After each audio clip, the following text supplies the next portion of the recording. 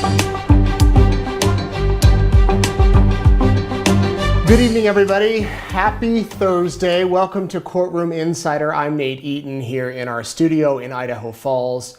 We have an interesting program tonight. This has been one of those cases that I've known about for years, happened right here in Idaho Falls, but I've never really dug into it. I've never really had the time to explore it some more. But over the past several weeks, I've been doing some research and looking at the case of Amber Hoopes, and her aunt is going to be here tonight to talk with us about the disappearance, along with Sergeant Bryan Lovell. He's an investigator with the Bonneville County Sheriff's Office, and he was working the night Amber Hoopes disappeared.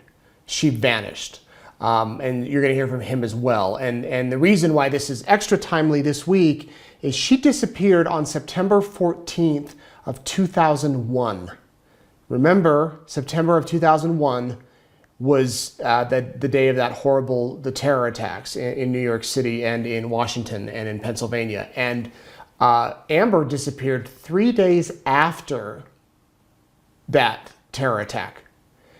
And that was back before the days of social media, back before the days of smartphones, of anything like that. So her family really had to rely on the press, on the media.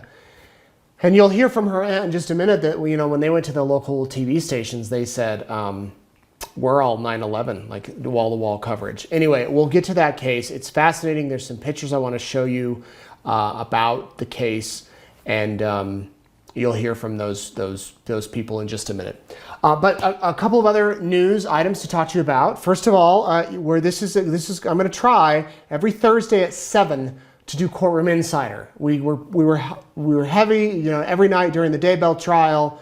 I know many of you have missed tuning in every night, and I have missed actually hosting these shows because so much news happens with different cases that I think it might be nice to come on and talk about it. So, and there's some really cool guests that I'm lining up and that have confirmed that will be coming on about different crimes, different court cases across the country over the coming weeks. So if you can't watch us live, you can go back and watch it again. The big news today, the Bryan Kohberger case, it's going to Boise. The trial will be in Boise, and wouldn't it be ironic if it's in that same exact courtroom where Lori Vallow and Chad Daybell were tried for the past 2 years? I didn't think I'd be going to Boise for a third time, but it looks like I'll probably be there next summer. That will be the longest of the 3 trials, or it's scheduled to be the longest. I believe it's supposed to be all of June, July, and August.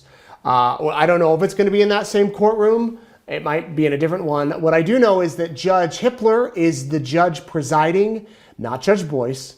Judge in Latah County gave up the case, asked the Supreme Court to find a new location and a new judge. And that's exactly what the Supreme Court did. They announced today it's going to Boise in Ada County. The judge is Judge Hippler. He is the administrative judge for Ada County. I actually interviewed him 2 years ago for the Lori Vallow trial. Here's a piece of that interview that I did with him so you can get an idea of what he looks like. He was very polite to me, and he actually held meetings with the media before both Chad and Lori's trials and spoke with us about covering it and the hours and whatnot. And he seemed receptive to the media. And I'm telling you this because we of course want to have access to have camera access in the courtroom. We'd love to have our cameras or the media cameras in there so that you all can watch the trial. So that's the big news today. No real big news on Chad and Lori's cases, but I expect some to be over the next few weeks, that there could be some stuff coming about that. The other big news, you've all been waiting. I know many of you. Look what is back in stock. Mug shot shirts. They're back, but we have less than 100 of them. So if you want one, go to eastidahonews.com/shop, SHOP.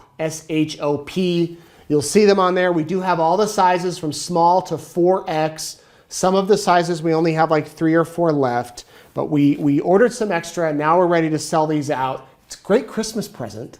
I mean, it is. You can give them away for Christmas, holidays coming up. So yeah, there's that. Okay. Let's jump into the case of Amber Hoopes. Amber Hoopes was 20 years old September 14th, 2001, she walked out to her grandparents' auto body shop in Idaho Falls to use the computer. That's the thought. After sending an email and logging off the computer around 1 a.m., she vanished, and no one has ever been arrested in connection to her case. That same night, a truck from the business shop, that shop she went into, went missing. It was later found abandoned at the corner of Lincoln and Ammon Roads in Bonneville County.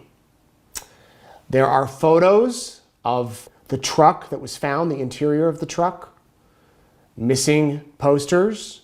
She was wearing a white t-shirt, gray shorts. She was last actually seen at 10:30 p.m. A gray robe. Amber, 5'5", weighs 140 pounds. These are the posters that went out. And these photos are the suspect. Hescock was his last name. And here, I'm not going to go too deep into his connection because you'll hear it here in these interviews about how he was connected to the case.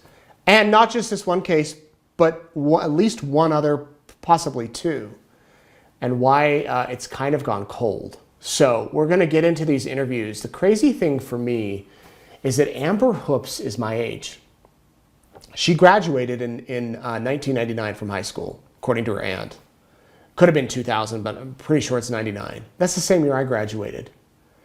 And I remember back in 2001, where I was, I can't imagine, I was young, I was 21. And you think where Amber would be today, what she would be doing. So we talk about that with her aunt here, Audra. She came into our studio. And I first want you to hear from Audra, and then after Audra's interview, we'll hear from Sergeant Bryan Lovell. Well, here in our studio is Audra Burgener. She is Amber Hoopes' aunt, and for the past several years, I guess you were telling me since 2005, you've really been instrumental in Idaho Missing Persons Day. Yeah, I've focused on that after Amber went missing, trying to get September 14th proclaimed as Idaho Missing Persons Day. So in 2005, it was proclaimed, the governor signed. In 2006, we had our first event at the Sam Benyon Center. And there'll be another event. I want to talk to you about that in just a minute, coming up on Saturday, on the 14th, on the anniversary. I want to go back, though, to the day that Amber disappeared. What do you remember about that day, the night, I guess? I was going to go camping the next morning for about 10 days with some friends. So I saw Amber, I saw Amber at Mom and Dad's house Tuesday or Wednesday, and we were watching TV, watching the stuff on 9/11 and all that tragedy, and I was kneeling down beside her, and I said, I don't know what I'd ever do if he went missing. And that as soon as I got the phone call from my mom about 4 o'clock in the morning, I remembered what I had said to her. Mom said, Amber's missing and the shop truck's gone. And I knew right away something was wrong. Amber wouldn't have run off. She had no friends to run off. She didn't drink, she didn't party, she didn't have a boyfriend, she wouldn't have stolen the truck. If she would have wanted to go anywhere, she could have taken her car that was sitting right outside. But she took the shop truck. Somebody did. Someone did. I don't think she did, somebody else did. Well, she was in it. Right. So she was staying with your parents in the home right next to the shop. Yes. And your mom calls and says Amber's gone. Yeah, well, Mom saw Amber at 10:35, said goodnight to her. The bathroom separates the two rooms, Mom and Dad's room and Amber's room. Amber was laying on the floor, reading a magazine, watching TV. Mom said goodnight to her. Mom got up at 1 o'clock to use the restroom, saw what time it was, and Amber's light was still on and her door was still open a little bit. So Mom peeked her head in, and Amber wasn't in there. Mom saw some lights on in the house, and she turned off all the lights before she went to bed. So she went through the house, saw some lights, didn't see Amber, saw that the light going to the shop, because there's a sidewalk that separates the house and the shop, and that light was on. So Mom thought she was out in the office, so she went out in the office because there was a computer, and she was known to email people out of the country and download some music. And Mom couldn't find her in there, so she went and woke up my dad. And he came out, and he was the one that noticed the shop truck was gone, because they're all parked in there nice and tidy, and it was right inside the door, the overhead door. So there's only one specific way to get out, because, there's two, but you've got to have a key for the front, the great big gate. And the only persons that have that he is the owner of the shop, my dad, and the record driver. So you had to have worked there or been a family member to know that you go around back through the field and out through the end. It's about 2-block distance, and you go out on Lincoln Road. And is that the way the truck was taken out? Yes. And then and it was wet. It had rained a little bit, so there were marks going the other direction to the right. So what'd they do then? So they called the police after looking and calling the family, and they were kind enough to come out, but they really did. They thought Amber was just fooling around. She stole the shop truck. She'll come back. Not to worry. She just is having fun with some friends, and we just knew that wasn't the case. In fact, we all had a suspicion of who took her. I say that because probably about 3 months before Amber was abducted, there was an employee at the shop that left. I don't remember if he was fired or if he just left on his own, but he did not get along with my dad. My dad didn't get along with him. And he went and sold the Mac Tool stuff in the Mac Tool truck. And he came to the shop to sell the tools, and Dad asked him to leave and not to ever come back. So Mark said, "I will make it my lifelong vendetta to ruin you." And I'm not sure that he actually was out there to take Amber, because after 9 months later, he abducted another girl. And after that girl got away, people in the shop then came forward and said he was stealing things out of the shop. He'd go in there at night. So possibly he was in there at night stealing things, and Amber was in the office, and they ran into each other, and he had to take her. I don't know. So I didn't know he had worked at the shop. Yeah, he worked there for several years. And what was his name? Keith Hescock. Yeah. Okay, so you all thought pretty quickly that it might be him? Yeah, absolutely. We told him right away. You told the cops? Uh-huh. It's him. Yeah. Meanwhile, are you all trying to go out and search for her? I went and made flyers. I just remember being on TV. The first thing you do, you make flyers, and that's the only thing I knew what to do because it was still dark. And I made flyers at the place that I worked. We got those out to gas stations, out on the highway, everywhere. And then as soon as Heavenly and Brent's ward found out about it, we had hundreds of people down at the Arnold's Bar X, it was called, where the shop truck was found. Mm-hmm. And actually the shop truck was found about 2:30 in the morning by an officer that was coming to the house. And he felt the hood of the truck, and it felt warm. And there was dust lining over the truck, but the truck had been wiped down otherwise in the inside with fingerprints. So there were no fingerprints that were useful. So one day goes by, then 2 days, then 3 days. Yeah. I'm sure you're hoping, every morning this is going to be the day they find her or find something. Well, there were, interesting enough, the shop truck was filled up with fuel the night before or the day before. So they kept the odometer readings, and there was a certain amount of miles put on the truck that no one from the family or the shop had done. So we searched in that direction, and then the vegetation that was found underneath the truck, a professor in Pocatello said that those vegetations only are in High C area and the Bone area. So we focused our attention to the High C area and searched there. And we searched in town, out in the country area, and then we focused in the High C area. So the mileage that was on the odometer would have made sense had it driven up there. Yeah. It would have equaled out. Yeah. And then the truck was ditched there at Lincoln Road. Yeah, because I think Hescock, had his motorcycle there and went behind all the houses on Lincoln Road, got into the shop because he knew they didn't lock the shop at night. And that's what he told the other employees: if you ever want to come in at night, they never lock it. And she would go into the shop to email. Yeah, most every night. So did the police ever talk to Yes. Hescock? He denied it, and he said he was home, and his family gave him an alibi. That he was home? Yeah. But then 9 months later, right, he abducted the 14-year-old off the trampoline, and that brave little soul got away and led the police there. They hid out. He came back from work. He called in and said he couldn't come to work, and they insisted that he come. So he had her chained up and zip tied up, and she was able to get away. And the policeman hid out, and then as he was coming home, he saw them. So it was a high-speed chase all the way up past High C. I'm not even sure the area anymore, but it's a long ways up there. Mm-hmm. And he got out of the vehicle. He had phoned his mom and said that he wasn't going back to jail or prison, and left her a message.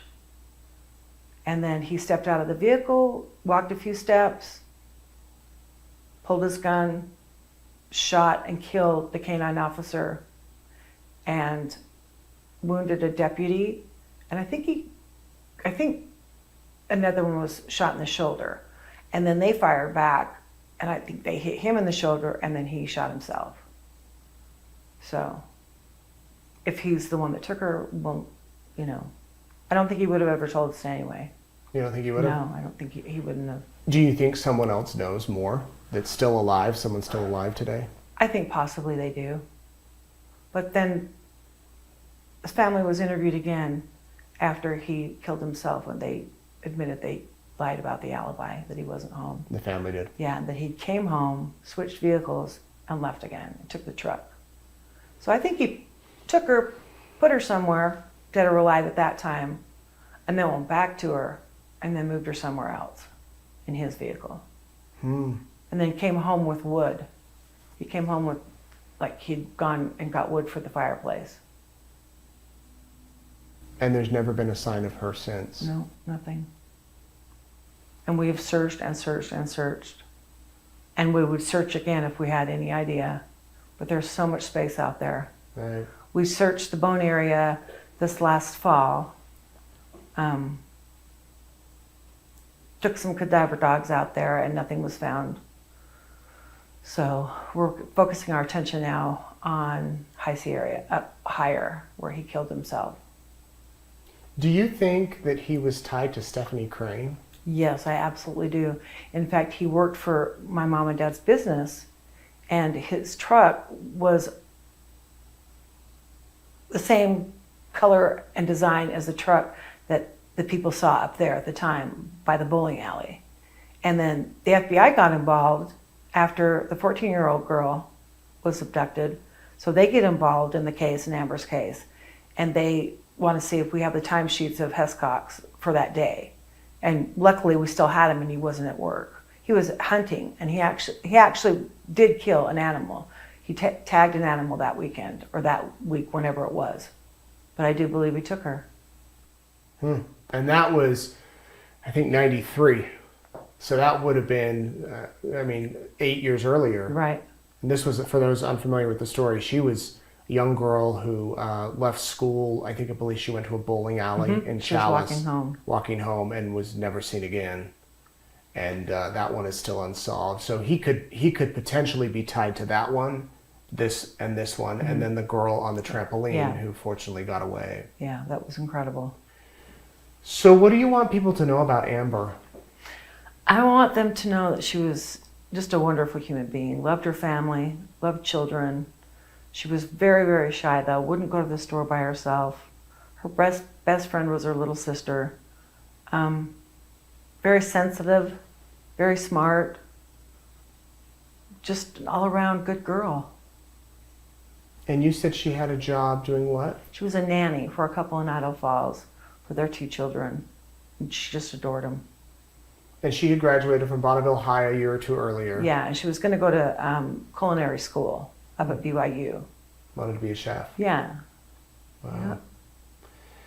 Yeah. What's your hope? What's the purpose of Idaho Missing Persons Day? It's to bring awareness and education and prevention to the city of Idaho Falls, and to give them tools in case this happens to their family, that they have information out there, where to go, what to do.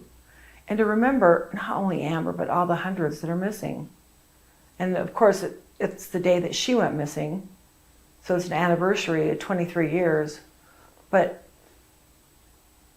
I just want people to focus just half an hour on the missing people. And if they ever know anything, just a little tidbit of something that they think is important, share it with somebody. It might be, it might not, but what would it hurt? There'll be a special, I guess, memorial, you could say. Yeah. At noon on Saturday in front of the Bonneville County Courthouse, and you all are invited. The public's invited. Did you ever think about where Amber would be today? Oh gosh, I think she'd be married and she'd have children, for sure. Yeah. She loved children. Yeah. What would you say if someone watching knows something? Oh, I would desperately plead with them to go to the police and let them know. It's been long enough. And if the man that we believed took her, he's not here anymore. So he can't do anything to him. And if they weren't in it with him, then they're not going to go to jail. Yeah. I just plead and beg for them to go to the police. Yeah. Amber Hoopes missing since September 14th, 2001, 23 years. Mm-hmm.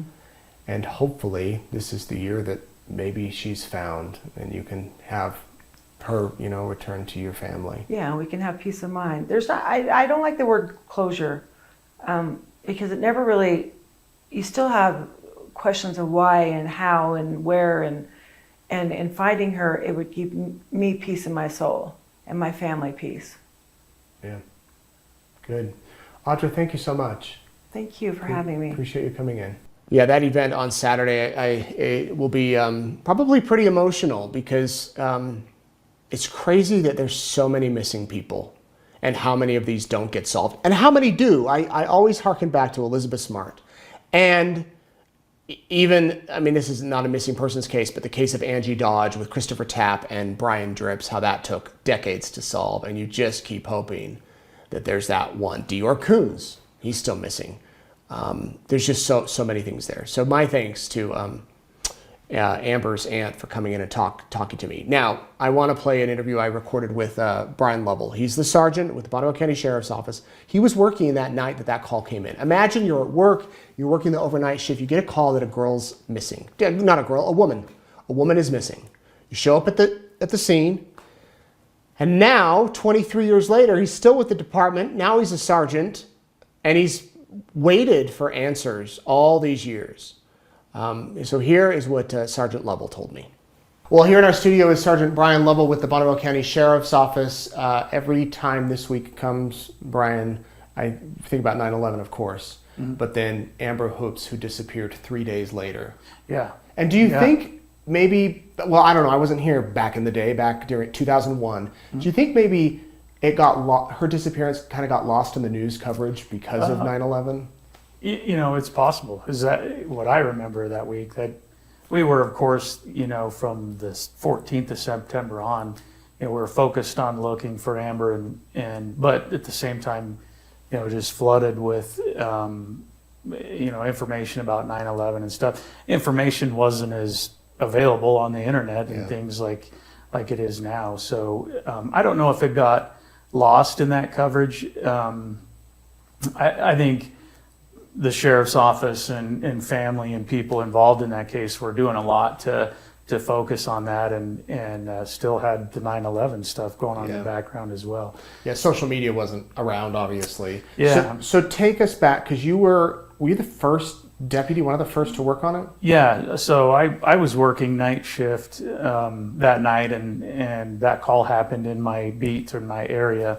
And I'd only been with Bonneville County for a few months at that time. I'd been working in Jefferson County and north of there for several years. So I was a little bit new just to the sheriff's office. I grew up around here, so I'm familiar with the area. But I ended up taking that call and gathering, the initial information and talking with the Burgeners, Amber's grandparents.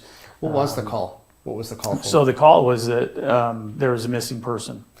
And so I arrived, and it's like 1 or 2 in the morning. And I arrived, and I'm talking with Kathleen and Norris Burgener, and that's Amber's grandparents. They live in a house next to their business there on Lincoln Road. And they're telling me about Amber. They're telling me that, we last saw her here, we're watching TV, and she might have went out to the shop for a little bit. But Kathleen had woke up in the middle of the night and discovered that Amber wasn't in her room. Like, the light was still on, doors open. and she, fully expected her to be, asleep in bed, but she wasn't there. And then shortly after that, as they're looking around, they discover one of their vehicles was missing. And so, I'm on that call just gathering information and going through it with her grandparents, just checking the boxes. Could she be here? Is she with this friend, with this other family, or any family and friends? And, we were kind of eliminating those initial things off the list as we would do on that type of call. And, we just kept kind of coming to a dead end there, like nothing, she wasn't found anywhere. And so in the course of that, other deputies that were on, there was 3 or 4 of us on that night, came to the area to help as well. One of them, Deputy Thompson, he discovered the pickup that was missing. It's a business pickup, just a little more than a half mile down the road. Missing from the auto body shop. Yeah, because I communicated that information kind of over the radio or over, we had these bag phones at the time. And so I communicated that to the rest of the shift, that this is what I got. So, Al Thompson was coming over to help me dig into this some more as the night went on. But on the way there, he discovered that pickup. And then, that just kind of gave us more things to start checking off the list of, you're initially thinking, did she take off on her own? She's 20 years old, and, she could take off on her own if she wanted to. It wasn't like a juvenile runaway type of thing. But, we're trying to dig into, who does she know? Who's her friends? Is this something that she would normally do? Sneak out at night or anything like that? And there was none of that. Was the truck abandoned? Yeah, it was abandoned. There's, there on the corner of Ammon and Lincoln Road, there's a Maverick there now. But at the time, that whole neighborhood wasn't there behind it. The Maverick wasn't there. There was a building there that used to be a store, and there was a big kind of gravel parking lot. And so the pickup was abandoned there.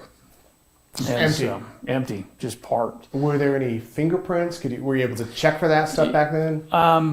Well, at the time, I don't know as we looked for that right off the bat. I think that truck was examined more thoroughly, down the road after that, or the next day, or in the days past that.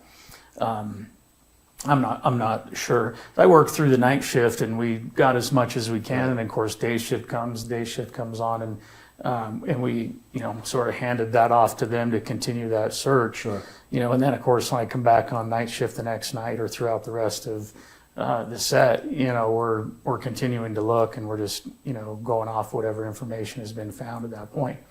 But initially, my involvement was pretty heavy initially there at first, and then it kind of got turned over to other people. But talking with grandparents about Amber and what kind of person she was and things she liked to do, this just wasn't quite adding up. So it was her to just vanish. Yeah, it was not normal. It was just way out of the ordinary, very, very much out of the normal for her routine.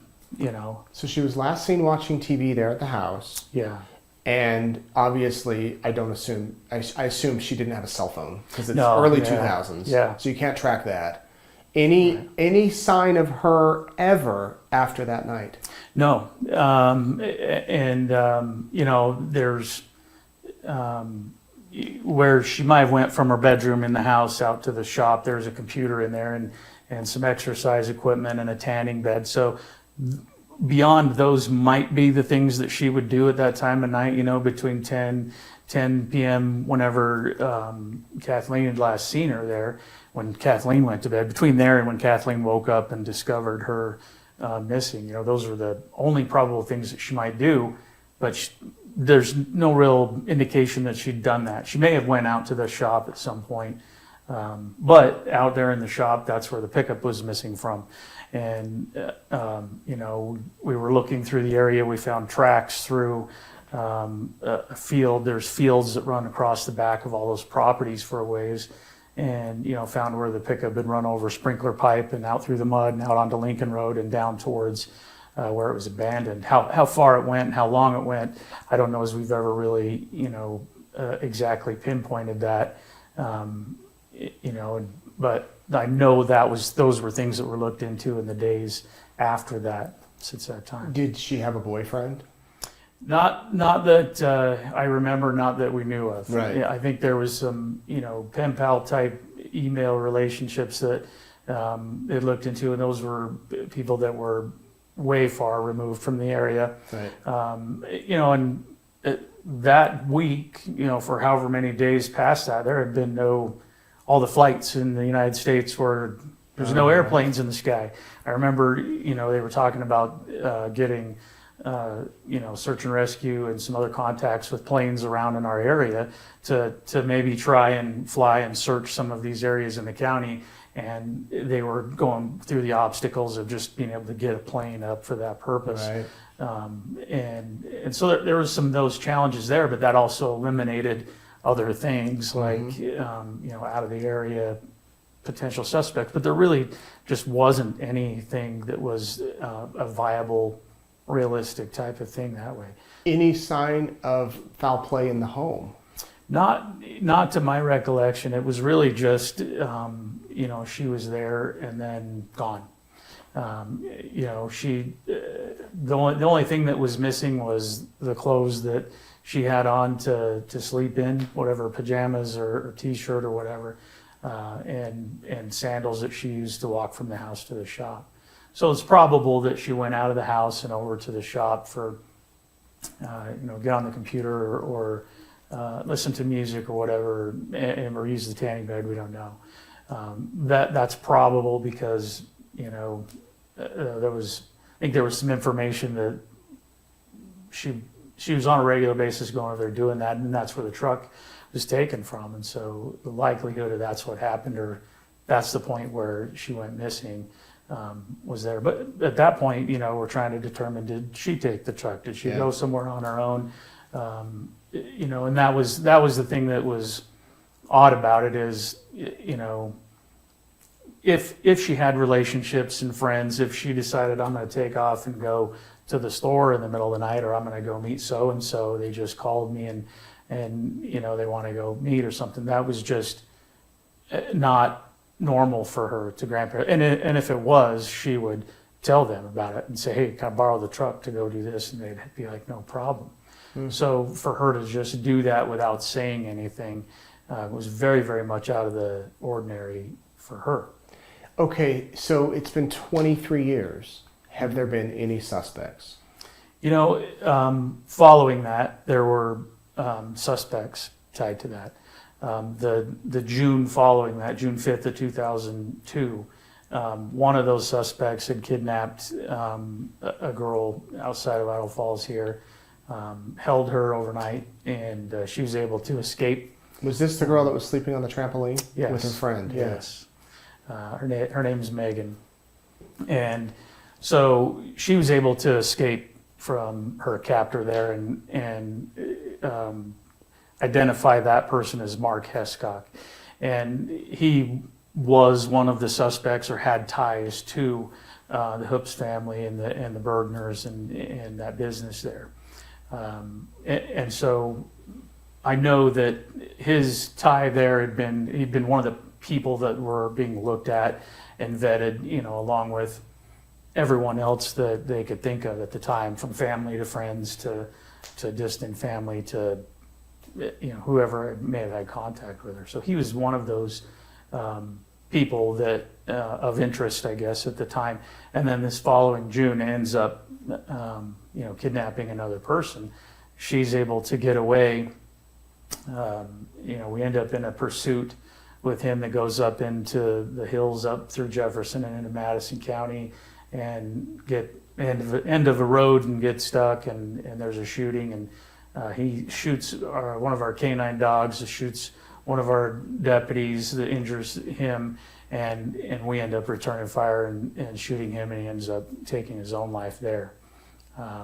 So after that point, backtracking the things, his history, the things he'd done, the second kidnapping case, and those things, there were a lot of things that just sort of lined up that pointed towards Amber's case as well. Right. And I think over the last couple decades, whatever other suspects were out there, our detectives, the different detectives that have had this over the years, because it's remained active. I think they've done a good job in backtracking anybody else that could be a suspect, any other names and people that come up. But the most likely thing keeps pointing back to Mark Hescock. And so there's just most of this case is, most all of the information we've ever got has been vetted, and up to that point, we've just never been able to finish connecting that last piece and confirming it was him or not him or someone else. Wasn't he also possibly tied to Stephanie Crane in Chalice? Yeah, and my involvement in those things hasn't been a whole lot other than working for the same agency that's vetting a lot of that. But I do know that there were similarities in places he had been, things he had done that could have lined up with that case up in Chalice. And that was, a decade or so earlier, like 93, I think, so just less than 10 years earlier. So I don't know that case is still active, in Custer County. I don't know that last dot's ever been connected there as well. So you've got two cases with two still missing people almost at the same point that you just can't quite, you haven't found them yet, and we haven't quite connected that last piece. Yeah, do you think that there would ever be a way to officially say, yes, it was him? I hope so. This is, I've been at this for 30 years now and grew up around here, and that's probably one of the most significant things I've been involved in, those two pieces of that. And so I know just watching this, I'm a little bit outside looking in. I haven't physically been assigned to that and really worked that, because I was involved in those initial pieces, and then other people took over from that. But I know as time's gone on, technology presents itself, information comes about, you start discovering, like places where some of these suspects may have been, that you're trying to vet out, and they've done a good job at going and doing the best they can searching. But a lot of it's like a needle in a haystack. They're still trying to look for that needle. But what my hope is tomorrow there's some bit of technology or some piece of information that comes out that connects those dots, any of those dots really. And so we just don't know what's going to be invented tomorrow that would help us look back at all that and analyze it. I do know with all of our cold cases, and it's pretty standard in our profession, I think, technology and the way we do things has really come a long ways in 2-3 decades. And so you've got these open cases that are still active, and you have this new piece of technology to come in and look at that. They're applying at least what we have left of information and evidence to see if that produces something more. And as some of those cases have, we had bones that were discovered up in the Palisades area, and we had them in our custody for a long, long time. I think it's a group called Courtroom that does a lot of scientific analysis of bones. We're able to collect DNA from these bones that were 30, 40 years old, tie them to a family, tie them to a missing person case actually in Wyoming, and sort of close that. So you never know what could happen. Yeah, you don't. And I'm sure for you, having it now being 23 years, every year around this time, you're like, another year. Yeah. We're crossing another line there. Yeah. Another cycle. And you're still in touch with the family, I'm sure? Yeah. And from time to time, and as much as I can. And Audra Burgener, who's Amber's aunt, she's from the get-go kind of been on the forefront for the family and spokesperson, if you will, or whatever, but helping make sure that we keep Amber's memory alive and make sure that it's not forgotten. And I think the sheriff's office and we're partnering in that because we have that same desire to find Amber, to connect those dots and finish this out. And 23 years later, you've got all these other cases across the state, and I'm not super familiar with them, but I know there's a number of missing persons cases. And really, if we're taking a moment to think about Amber's case, we're really taking a moment to think about all of those. and make sure that they're remembered and that those are still open cases, that there's other detectives, investigators, and officers like me that really want to see those last dots connected in their lifetime. Do you think somebody out there knows something more about this? I don't know. I hope so. I think there's a good chance someone may have a piece of information that they don't realize is significant, that could be significant later. And what I know from, tips and information that comes to the sheriff's office is, someone sees a story about this case or reads about it on the internet, or this yearly anniversary comes around and we put a release out and someone says, I was around there and this, and I remember this thing happened, or I saw this, and they'll let us know about it. And we'll take that and go vet it as best as we can, and at least, try to put that on the list and compare to what we have and see if that is anything remotely helpful. It may not be right now, but tomorrow it might be. Tomorrow it might be the thing that makes all the difference. Right, so they should contact you, obviously. Yeah, absolutely. Yeah.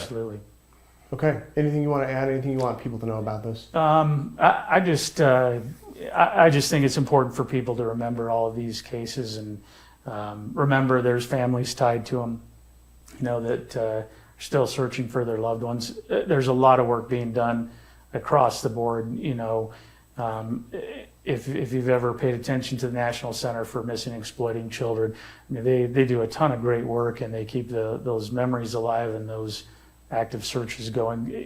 Everywhere across the country, there are people that are dedicated to doing great work at finding missing people, adults and children, and I think every chance we get, I think our community is really supportive of that and cognizant of that amongst all the other things happening in the world today. But I really hope people don't ever forget that those resources are out there working to that end. Yeah. Thank you very much, Sergeant Bryan Lovell with the Bonneville County Sheriff's Office. Again, if you know anything, call the police. They could use any tips that might, like he said, Absolutely. might lead to solving this thing. Thank you. And a big thanks to Sergeant Lovell for coming in and talking with me about this case. Again, this is Amber Hoopes. Last seen September 14th, 2001, 10:30 p.m., wearing a white t-shirt, gray shorts, gray robe, and 5 feet 5 inches tall, weighs around 140 pounds. If you have any information, call the police. And hopefully somebody has some sort of information, because that's what we need.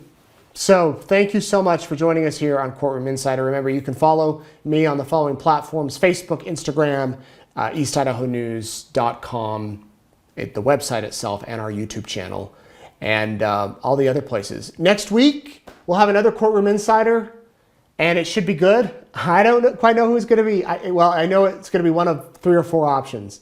So thank you so much. Again, if you want a mugshot shirt, if you're just tuning in, everybody needs one. They're like the cool thing to do, right? Life goal, keep my mugshot of East Idaho News. You know what's really cool is that when I'm out in the community, I see people wearing these, and I'm like, hey, nice t-shirt.